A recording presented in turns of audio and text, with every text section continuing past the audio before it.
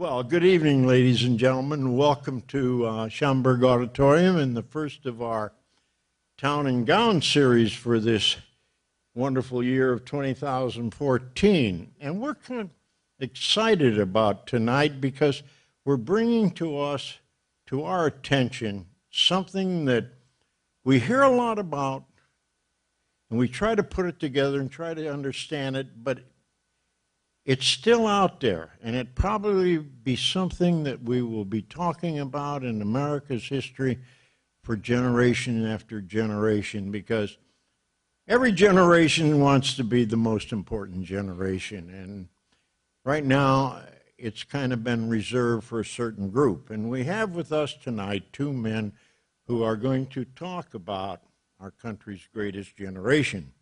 The first one is Mr. Thomas Spies. Tom had the honor of graduating from was paroled from Defiance College in 1970 and had the audacity to confront Dr. Robert Beam about who was the best general in the Civil War, and really got in trouble over that. That's why he probably got a parole rather than a diploma. But anyway, Tom is going to talk to us about the greatest generation. Tom has taught school in the Fulton County area for 30 years. After retirement, has become part of the administration or the city government of that area. Tom also holds the distinction of being on Ohio's first art council, a very important thing that is bringing to our communities the quality of art and music that certainly our communities deserve. So without further ado, you've heard enough from me. Tom Spies.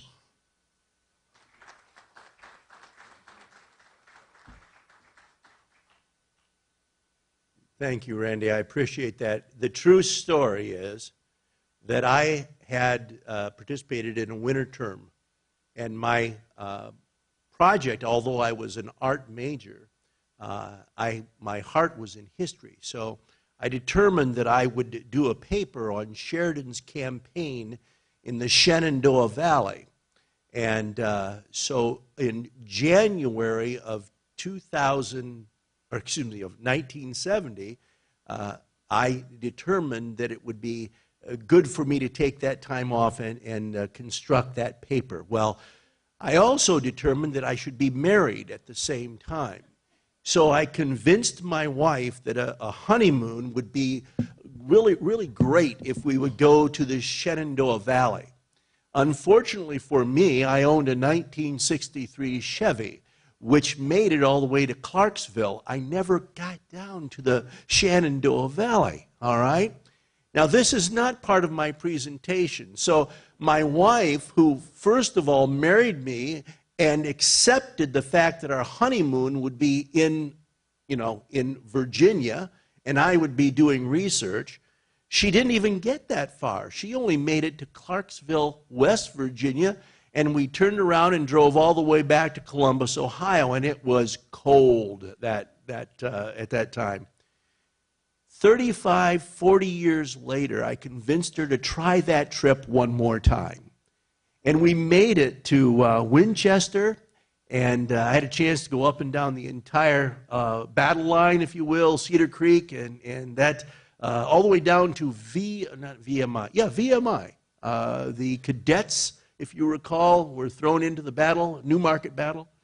So I made it down there and got a chance to actually finish off my winter term project close to my retirement as a teacher, all right? 30 years after I'd started.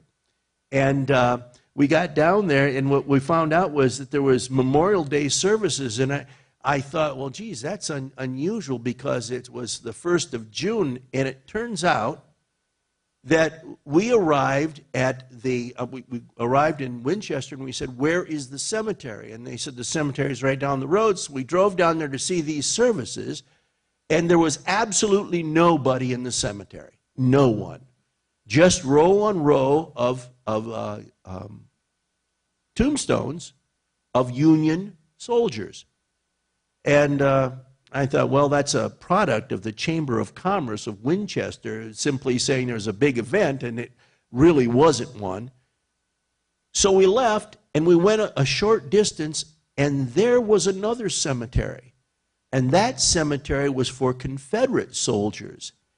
And this is what was remarkable.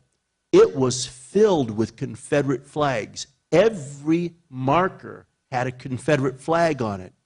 They had reenactors there, and they were dedicating a new monument to an Alabama regiment that had served in those battles.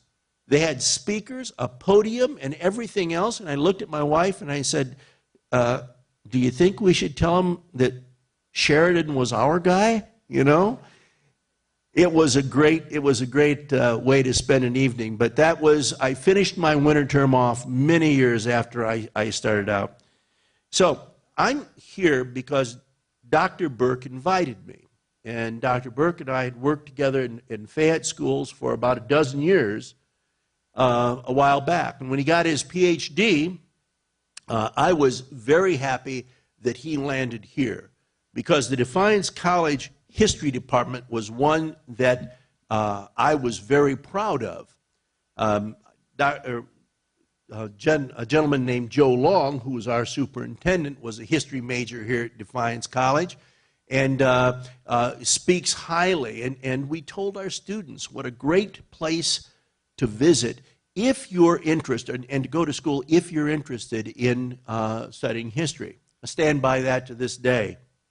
But our connection has to do with a program that we have developed as a collaboration in our community of Fayette, Ohio. Fayette is a town of 1,200 people. It has an opera house. The opera house was built in 1898. We have an artist series. Many of you have participated in that series. And we have an organ series. We have a reed organ that's one of 5 in the world. And we've had people fly in from Japan and England to play that organ. And anyway, we always try to bring people into the community, into the opera house, to get them to join us for great programs, but more importantly, great conversations. For a long time, we sort of took the position that if we announced that there would be a program, that's all it took, was people would just flood in and they would listen to a concert and everything would be fine. But what we really found out, that what people wanted was to get together and have conversations after the program was over. They were looking for an excuse to get together.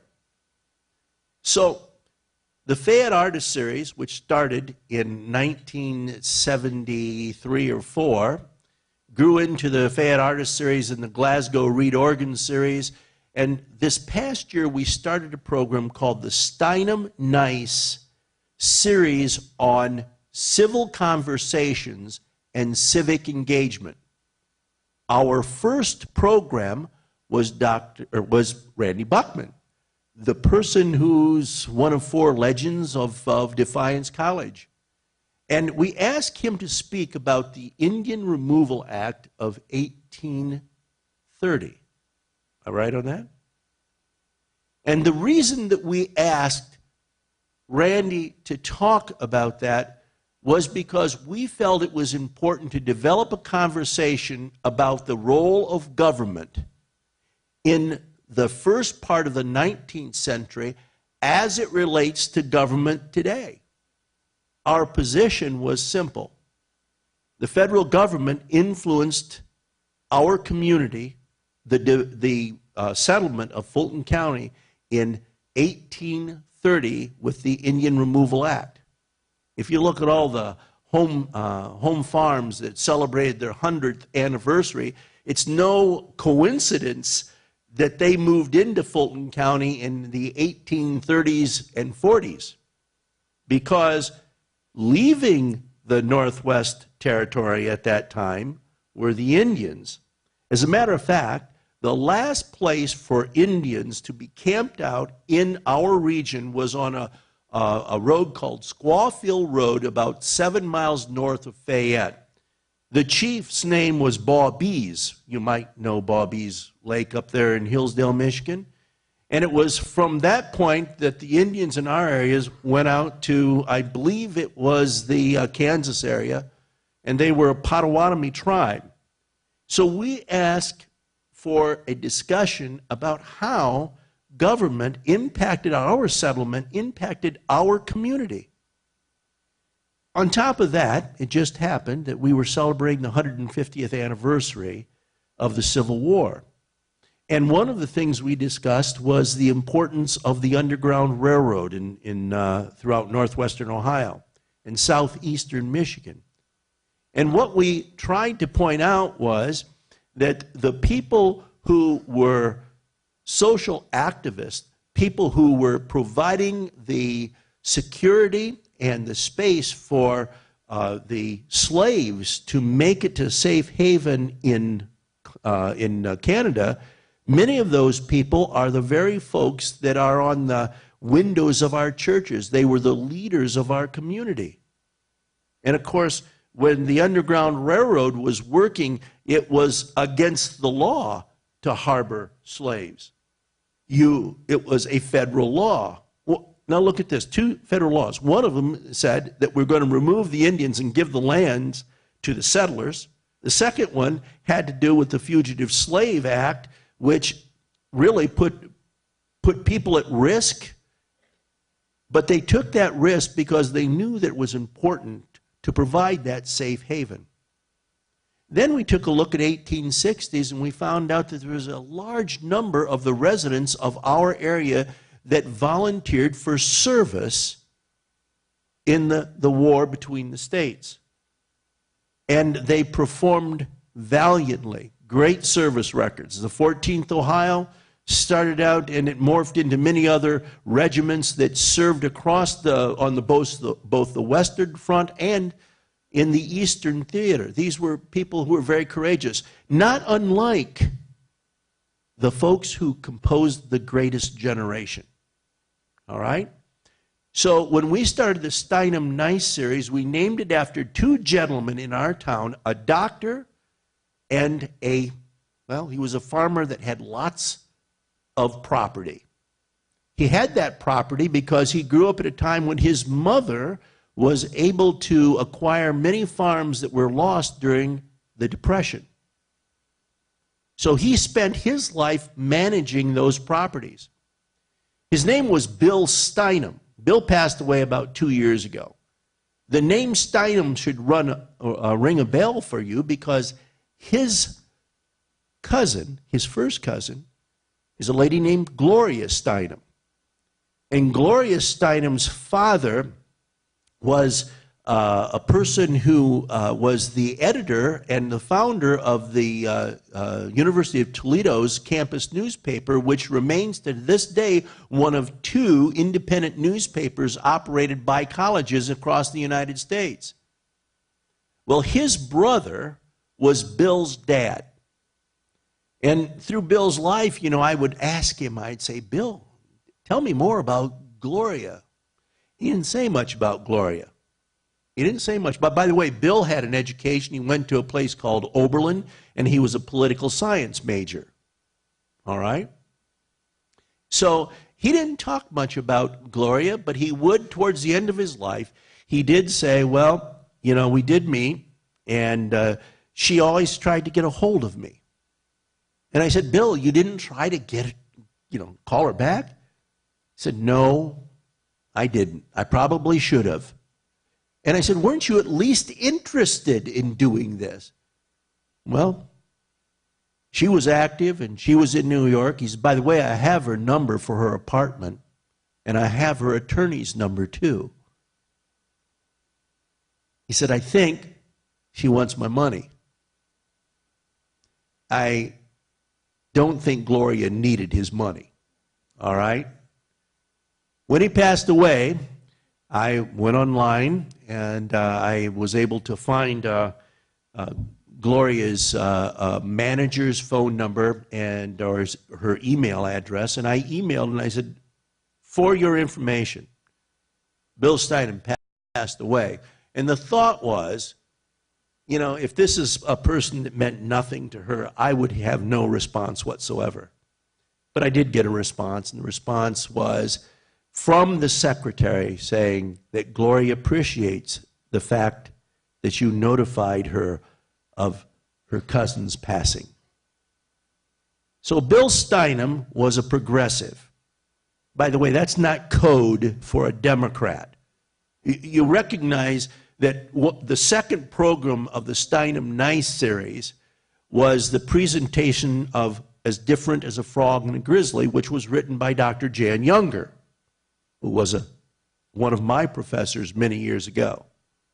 And that performance was basically, or that play, that debate, excuse me, compared and contrasted two Americans who were significant. One of them was Mark Twain, and the other one was Theodore Roosevelt. And by the way, you're missing part of the Roosevelt trilogy. Yeah, you'll be. It is very, very good. It's very good. They should do well, they've done Mark Twain also. These two people were incredible Americans who didn't see things eye to eye. As a matter of fact, they had a different view of America and America's role. And I was privileged to have, first of all, Randy Buckman talk about the Indian Removal Act, because I'm of a political ilk that says to everybody, you know, if we sent people off in the greatest generation to face the fire of Omaha and Utah and Okinawa and Iwo Jima and Tarawa, and we sent people out there to do what for us? To do what for us? Well, they actually ensured that we have the privilege of sitting here in this room and talking about those things. They would have protected the rights of Mark Twain as well as that of Theodore Roosevelt. Very honorable things to do. Duty was important. And in my notes, which I'm not looking at anymore, I put them, they're down here, but the notes basically said that there's a difference between the greatest generation, which dealt with the concept of duty, and what we're increasingly bombarded with, which is hype. Which is hype. And the difference is how we educate our young people and how we nurture them into positions where they value sincere and honest exchanges of ideas. Bob Nice was a doctor in our town. He went to a place called Goshen College. He would be a pragmatist. No, that's not code for a Republican either. They had two things in common. Well, let me get to that in just a minute. The things that they were different is that Bill went to Oberlin, was a progressive, marched against the war in 1967 and 8 in Washington, D.C., asked me if I would stand on the corner, and I was village administrator at the time, stand on our one stoplight with a placard objecting to the war, the first war, in the Gulf. Bill was always politically engaged. He was engaged on the side which would be progressive/left. Bob Nice, on the other hand, being from a Mennonite background, he was remarkable in his dedication to community service. Bob had 5 kids. Bill was a bachelor, had none. Bob, if you had an idea, this is what was nice about Dr. Nice. His office was 20 feet from his back door. I never worried about health care. Never worried about health care. And in my lifetime, when I started teaching at Fayette, the salary was $6,800 and no benefits. All right? And I remember telling my father-in-law, you know, if I could make $6,000, I'd be really happy. So I was $800 ahead, and plus, they gave me the opportunity to take a modest basketball team and coach it for $100. All right? When I arrived at Fayette, my goal was to stay 3 years and be on my way, but then I met people like Bob Nice and Bill Steinem. Different. in every respect except for two things. They both valued education. They both valued education. And they both taught Sunday school. And they both taught Sunday school. Whenever there was a threat to the community, the thing that happened between the two of them, first of all, the school, typically our threat was, there's a levy coming up. I got my job, I need to put this up here just a sec. Hold on just a second here.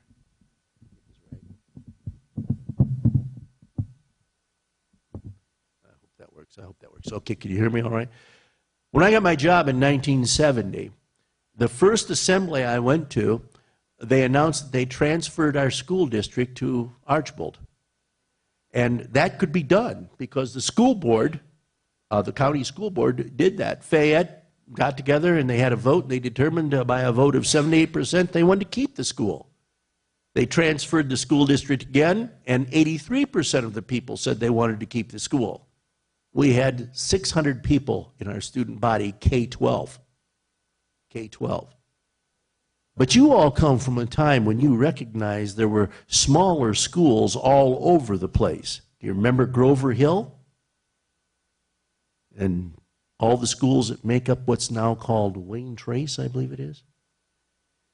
So during that time, we had people like Doc Nice and Bill Steinem who would drop everything and they would defend the school and support the school. Bill provided money, Doc provided leadership. That's the way it went.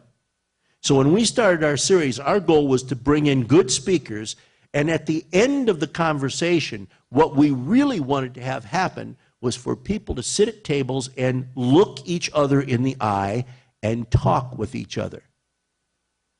Now, there's a British historian named Arnold Toynbee who suggests that civilizations arise when a creative minority sees a challenge and they respond to it. I learned that in a class that was taught by Dora Mae O'Kelly, the art history teacher here on campus. And that always stuck with me. People who respond to a challenge. Then Tom Brokaw comes along and he writes a book in 1998, I believe it is, called The Greatest Generation. And I had a chance to listen to it on books on tapes, which I wouldn't recommend. It's great for driving, you know, if you want to get lost in listening to a good book. That's fine, but I didn't retain as much information as I should have or as I ought to have, because what happened was I listened to the stories about those ordinary and extraordinary people of World War II, and I sort of asked myself, I know those stories. I know those stories. Now, I didn't meet Joe Foss, and if you know Joe Foss, he was from South Dakota, so was Tom Brokaw. Tom Brokaw wound up growing up in a town called Yankton. Anyone here know why Yankton's important? It was a college there, had 350 students in it. It's closed its door, but Yankton College had one football player named Lyle Alzado, and he played for the Oakland Raiders, and he was an all-pro. That's Yankton, South Dakota, and that's where Tom Brokaw came from. His parents were people who lived through World War II. There was a firing range, a test range out there, and that's where they worked during World War II. But it wasn't until Tom Brokaw traveled to Normandy in June of 1994 that he began to realize how significant the contributions of a group of people who had survived two events. What are the two events that characterize the greatest generation? What two events did they, and a show of hands over here, give me one of them. The Depression. What's the second one? Second World War. Second World War. That defines the greatest generation. So now I'm going to jump in and talk about a guy named Robert Putnam. Has anyone ever heard of Robert Putnam? Robert Putnam is an author of a book called Bowling Alone: The Collapse and Revival of the American community. It was written in 2000. Robert Putnam said he observed that there has been a significant change in America starting in 1960, that there was a decline of people willing to share and invest in their communities. And what he tried to do was develop a series of study that would help identify the key factors that impacted this erosion of what he called social capital. Now, social capital, I absolutely don't want to bore you because he's got really good pictures of the time when I was in school here, I hope. But social capital was described this way.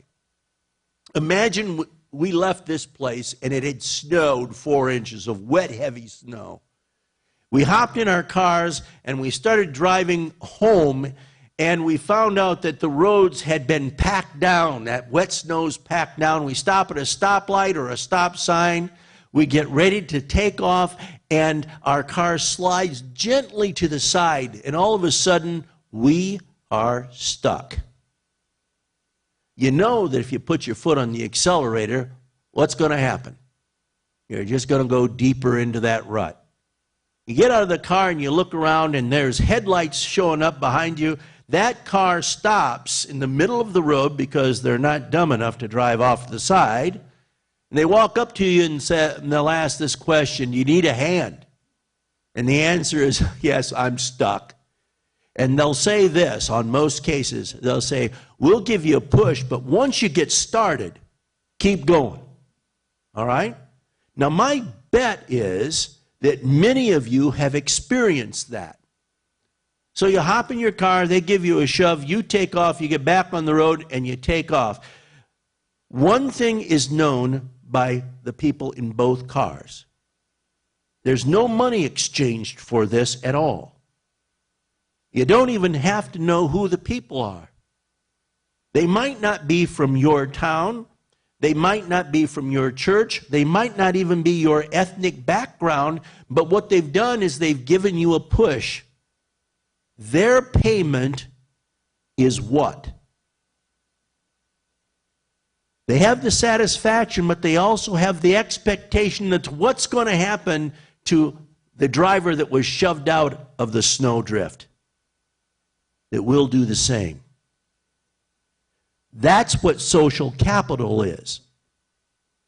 That's what social capital is. I'm looking at professors that were here and helped me through a very important part of my life. And what impressed me about Defiance College faculty is the simple fact that they did things that I don't believe they were ever paid for. They made contributions to my life because they cared. And they expected that if I did finally get employment after the parole, they expected that I would do something that would return that gift. So when I arrived at Fayette, Ohio, my goal was, this is sort of interesting too, in 1968, I was really lucky because the state of Ohio required art education in all high schools. So I was guaranteed a job. I got my degree, I left, and I got a job in Fayette, Ohio. I did want to stay only 3 years, blah, blah. As it turns out, I stayed for 30. But during that time, what kept me in Fayette was the idea that these people gave me an opportunity to work. I ought to give them back something more than just 6 hours a day for 185 days. That has to do with social capital. Now, Tom Brokaw said this, greatest generation experience, just as you said, the Depression and World War II. Robert Putnam comes along, and he writes the book Bowling Alone, and what he said was people that knew about social capital, about what I just talked about, what you do for nothing, what you contribute to your community to keep it going, to keep a college going, to keep a church going, what you do for your families, to keep them intact and moving forward. is that you care enough about him to invest without consideration for compensation. You're going to go the extra mile. Putnam said that when social capital reached its peak, do you know what year that was? There is one year. I urge you to read Bowling Alone. It's a statistical book, but it's got some really neat things in it. Guess what year it was when social capital reached its peak in the United States? 1970? Close. A little earlier. 1964. 1964. So how did Putnam come to this number? Came to the number because he said that that's when churches had the largest number of people going to church. Fraternal orders like the Masons and the Rotary clubs and all those things were at their peak. That service organizations, the Lions clubs, everyone was participating. And I stopped and I thought about that. Now let's go back to Tom Brokaw. He said that the greatest generation experienced the Depression and World War II. So let's take December 7th, 1941. A person who's 18 to 28 years old. Oh, one more thing that Robert Putnam said is he said, you don't learn about social capital when you're old. You learn about it when you're young. And the dates or the part of our personal history that really counts is age 14 to 18. 14 to 18. So what I did is I thought, well, let me go back to 1941. If an 18-year-old shows up to enlist and fight the war, what year were they born in? 1923. That's wonderful. They were 14 in the year 1937. From 37 to 41 is when they're getting an impression of what's going on. So what happened from 1937 to 1941?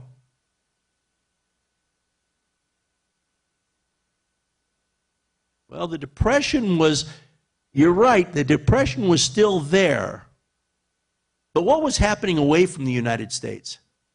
Hitler in Europe, exactly right. What was it, 1932? Hitler came to power. 1936, I believe the Alsace-Lorraine was turned back to whatever that was called.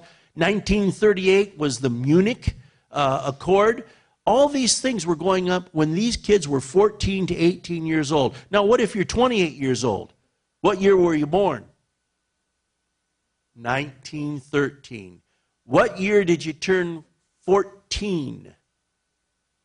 1927. What happened in 1928? The Depression. So, what Putnam's trying to indicate is it's when you're young that you are impressed. Your character is forged. So for America, the greatest generation happened as a result of a successful response to the challenge of the Depression. Now, Randy, you're looking sort of like you're thinking just a little bit there. That's good. It's better than 40-some years ago when I was looking into his eyes and he recognized that I wasn't as prepared as I need to be when I mentioned to Dr. Beam that General Avery wasn't very good. But I will tell you that in my estimation, we need to take a look at the time, the forces that forged the characters of character of those people that are, some of who are seated here today. Those of us who are boomers, you know what the result of that generation was? They expected us to get an education. I had my parents' generation, 8 kids, 7 men, 1 woman, all of them experienced the Depression. 4 of the 7 served in the armed forces. The other 3 supported. They were all part of the greatest generation. Tom Brokaw, the reason I didn't like his book that much when I heard it the first time was simply because the stories were so doggone familiar. Our family didn't get together and talk about war stories, but they talked about the consequence of the war. They talked about the consequence of the Depression. So when I graduated from high school in 1966, I looked at all the colleges around, and we played Defiance High School in football, a reserve football game. And I remember that game because they played it down at the high school, which is now the junior high, maybe middle school. And I remember when I read the pamphlets about Defiance College, all the pictures of the football games were down there. And if you played football in that stadium, there's a big old tree right at the end of the right at the end of the end zone there. So our coaches had determined that what we needed to do was play a reserve football game after the regular season was over. Who does that? I mean, we'd practiced all year long. All the varsity players had turned in their suits. So we left Delta, a busload of reserve players in reserve practice uniforms, and we show up to Defiance, and they have a crowd. They have game uniforms on, and we get suited up, and I find out that I've left one of my thigh pads at home. I looked all over that shower room. I found a children's book. You know all those little thin children's books? I shoved it in my thigh pad, and I went out there. And what I remember about that game in 1966 was the player from Defiance, and he says, "What do you have?" So I'm lining up across from someone, and he's looking at me like, "Where did you come from?" Well, I came from Delta, and by the way, my coach forgot to bring the footballs. We had to borrow footballs to warm up. And when I left that field, I drove by Defiance College, and I looked at it, and I thought, geez, that looks like a good place to go to school. I wasn't very discriminating at all. But it turned out to be a great place to go to school because when I was here, it reached its largest enrollment of 1,100 people on campus. Don's going to talk to you a little bit about that time, and I'll certainly answer questions that you would have. But what I would leave you with right now is something that I think is really serious. As you know right now, colleges and universities across the board face challenges that they never faced before. Robert Putnam, he said that the problem with social capital that led to its decline is this: television. And since he's said that television has been a problem, guess what happens? Along comes the internet. And you asked me to walk around and take a look at all the kids on campus right now. I actually found a lot of kids out there working with their laptops and other things. It looked like a pretty enthusiastic or impressive group of people. But they face a different challenge than the greatest generation faced. And if you really think about it, don't they face almost a greater challenge? We had the benefit of parents who knew about what happens when there's a depression, who experienced the horrors of World War II, told us that we ought to get an education. Young people today have so many challenges in front of them. And our goal for the Steinem Nice series was simply to create the place where people would sit down and honestly talk with each other, forget the political ideology, and get back to what really counts. How are we going to support young people to make the right decisions when this world has limited resources and more people that want them? The pictures that I've seen remind me of a college and a campus that was a haven for me. It was the place where I had the opportunity to learn. And if I have any value for being here at all, it's because I've tried to return that gift that was given to me by this faculty. I'm really proud to be here, and I'm delighted that I had the opportunity to walk around the campus. Love to talk to you at the conclusion of this, and I'm looking forward for those pictures because I was in the last class that wore a Defiance College beanie, and we used to have to sing a fight song or do push-ups. I was the last class that had to do that, and I do resent that. All right. Thank you very much. Dr. Donberg.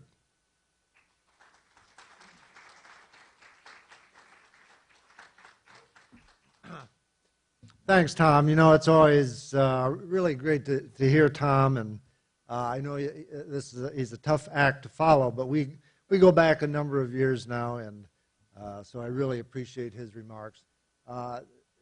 You know, in talking about Tom Brokaw and The Greatest Generation, when he came out with that book a number of years ago, yes, thank you.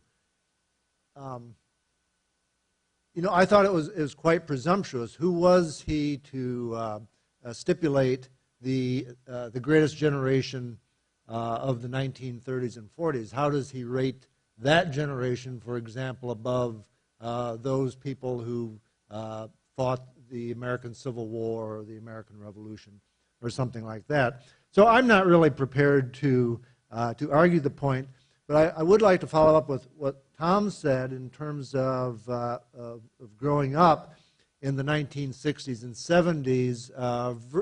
At the time, virtually every adult that I knew had lived through the Great Depression of the 30s and World War II of the 1940s, and you know, and that generation is quickly leaving us. But so in that respect, my personality was forged by that generation, and I'm certainly a beneficiary of it. I would also mention that you know, Tom's experience here at Defiance College was obviously a very good one.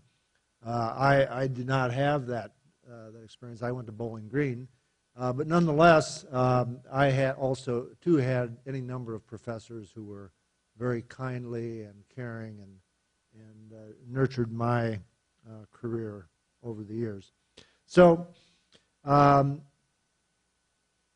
have collected, with the help of my good friend and colleague Barb Sedlock from the Pilgrim Library, I have collected a number of images here of Defiance College of the past, of the 1940s and 50s. So we'll go through some of these slides, and then also we hopefully have a treat for us. Barb just discovered today or yesterday a videotape from 1947, and I've checked it out, Barb. There's nothing scandalous or dirty about it, so we can watch 5 minutes or so of that. So I think we'll really enjoy that. So let's go through some of these items then. Defiance College and the Greatest Generation. Some of the images of the school at the time. As Tom mentioned, of course, the great sacrifices that the generation of the 1930s and 40s made, it tended to pay off a bit later, and it was a generation that had, for the first time, the opportunity of higher education. I think thanks to the GI Bill of Rights, more Americans were able to go to college and afford a higher education than ever did before, and so that is a distinguishing feature of the generation of the 1940s and 50s. Also, well, before I forget it, you see, because like Tom, I'm operating here without a script, but I think too, in terms of Putnam's point, that things begin to change somewhat for the worse after 1964 with the advent of television. Okay, I know that TV had been around for a while, but it had really began to make a big impact on people by the mid-1960s. And much is true today, even more so with the internet and all the electronic devices that young people have. So we really moved, I think, from a culture of scarcity of the 1930s and 40s to a culture of abundance.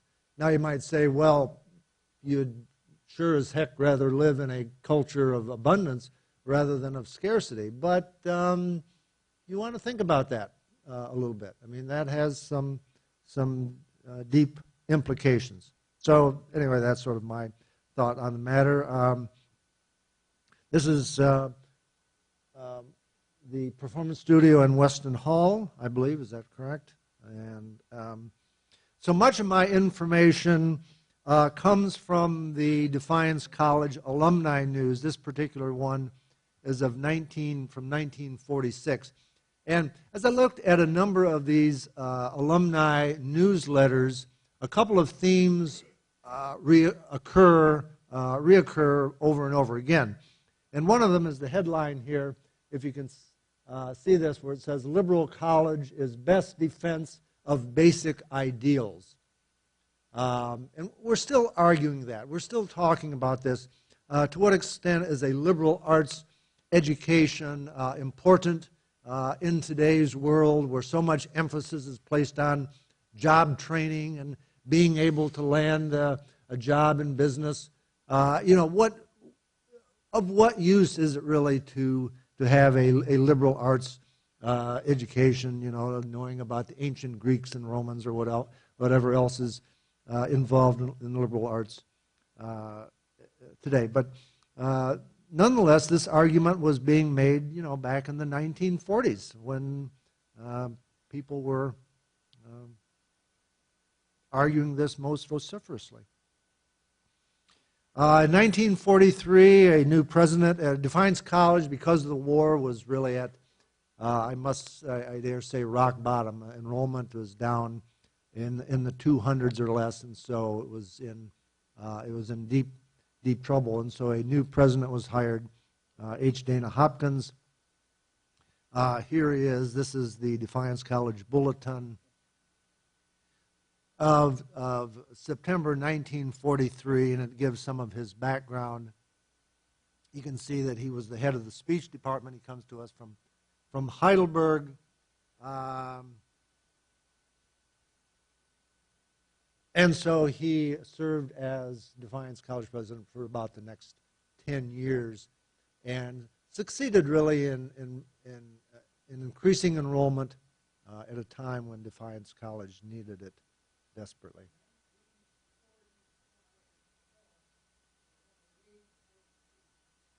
Say that again, Duke. In 19...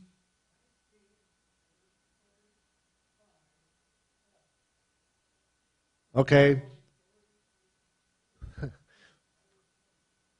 Is that right? Okay. 48 students in 1984 in 1945. So less than 100.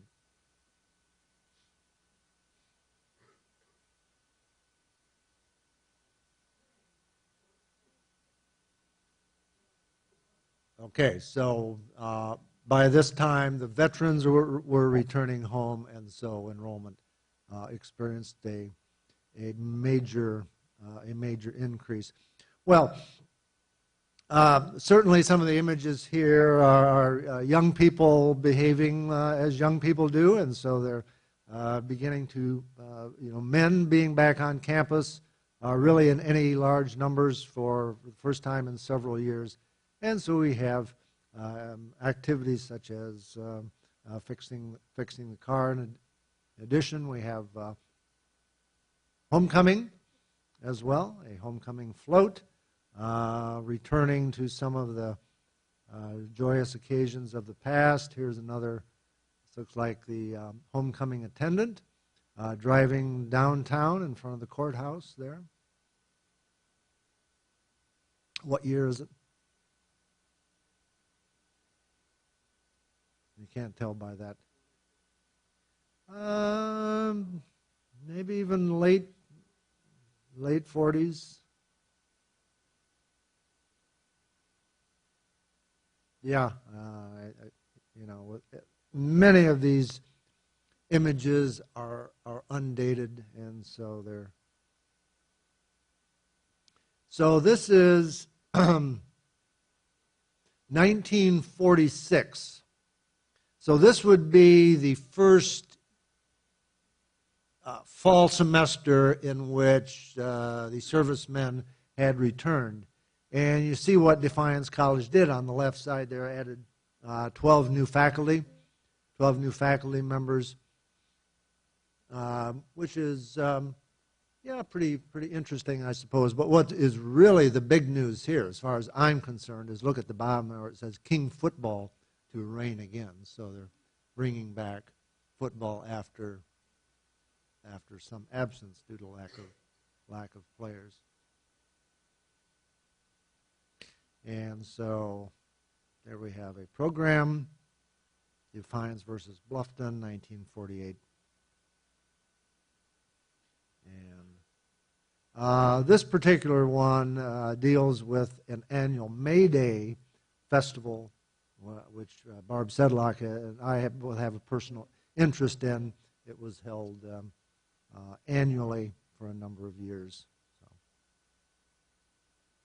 So.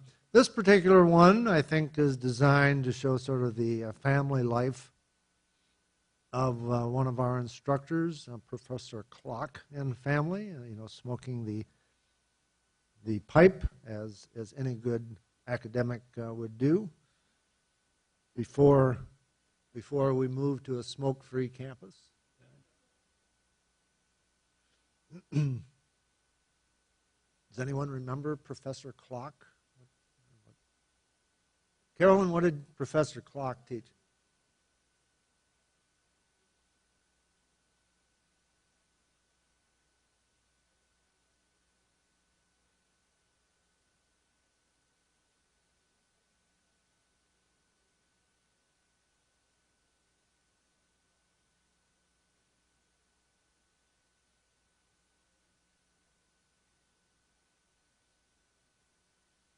Right. Yeah. Yeah. Looks like a faculty meeting there in the library. And certainly the attire was more formal than what one might see today.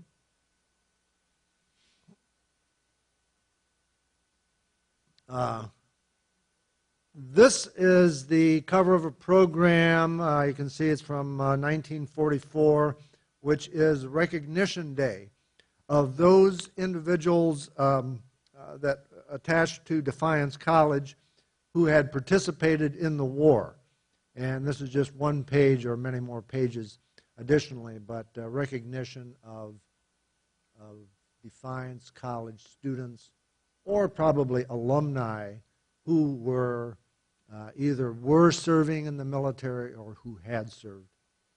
And it's a very long list. For a small college, it's a long list, as I say it. Much goes on. This particular bulletin shows that Defiance College had a number of guests, entertainers, and people of notoriety. This is a program pertaining to this musician, one Percy Grainger, an Australian composer who was well known in the early 20th century for his musical compositions. So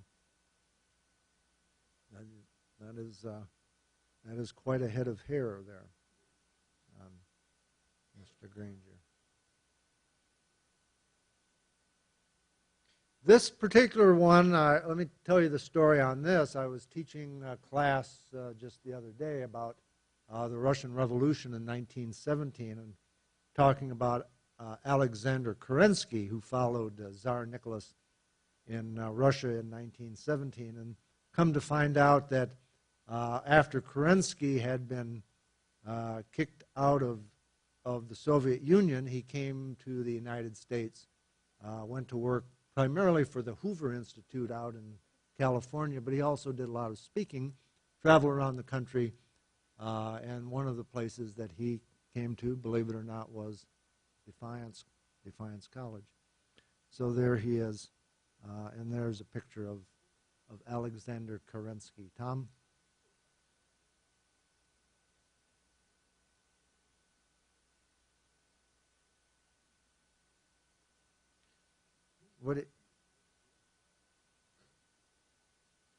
Carl Sandburg. Who is Kermit Roosevelt? Is that as Teddy's son?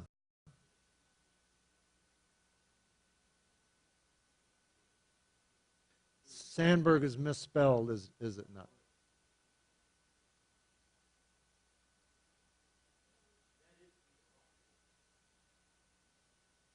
Yeah.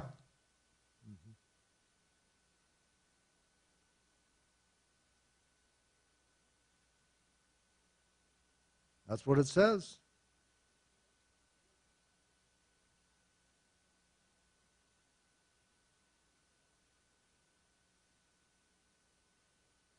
No, the celebrities who have visited Defiance College over the years is quite impressive.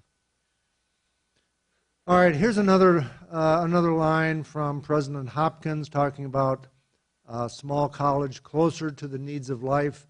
So in many ways, I think he was talking about the same things that Tom mentioned today, and the desire to serve and to be of assistance to our fellow citizens, which can best be expressed in a small college education.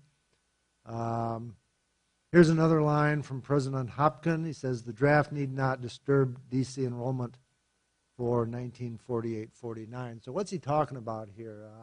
Why would there be a draft in 1948 and 49?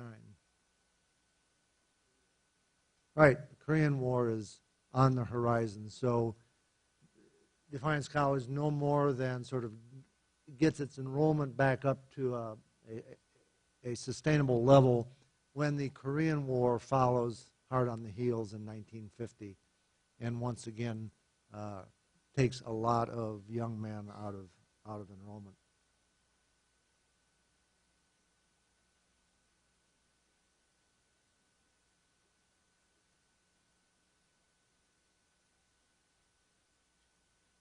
Okay, this particular one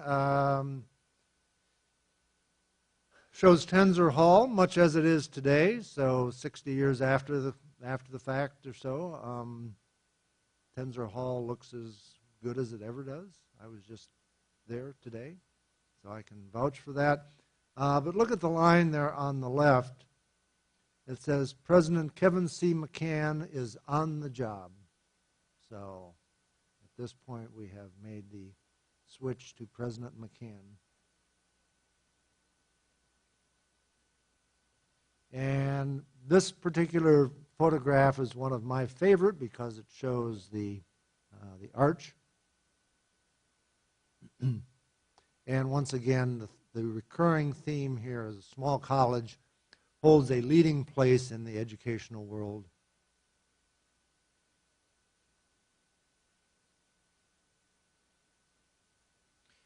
So here's 1950, which states the largest graduating class in the history of our college.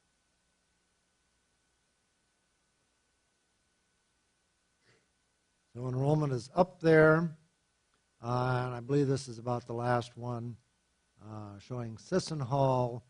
And this particular one emphasizes from 1951, when enrollment was once again a concern, but this emphasizes the part that the alumni needed to play in order to bringing students onto campus and playing an active role in student life and enrollment. So that's, then there's another one of President McCann. All right, State of the Union message.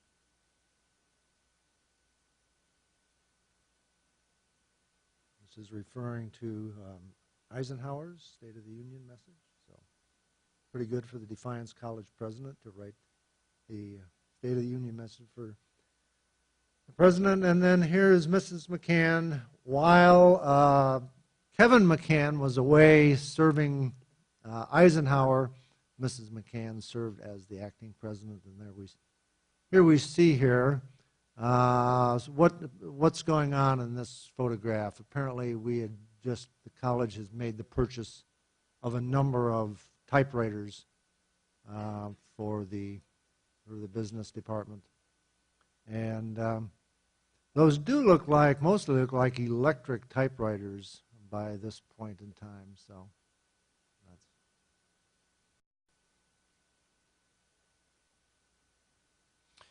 okay. Can we look at the video now, please?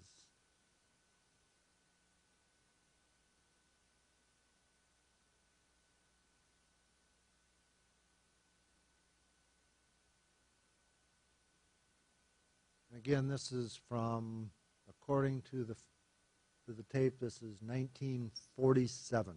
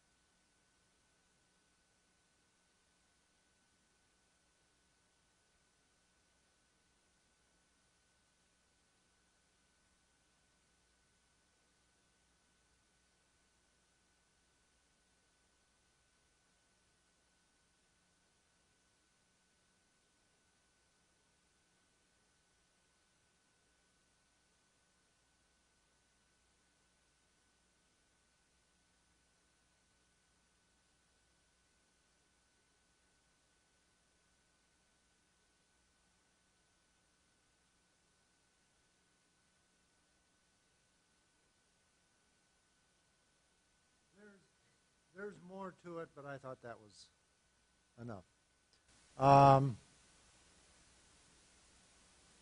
Are there any questions or any comments that people would like to make? Okay, if not, thank you so much.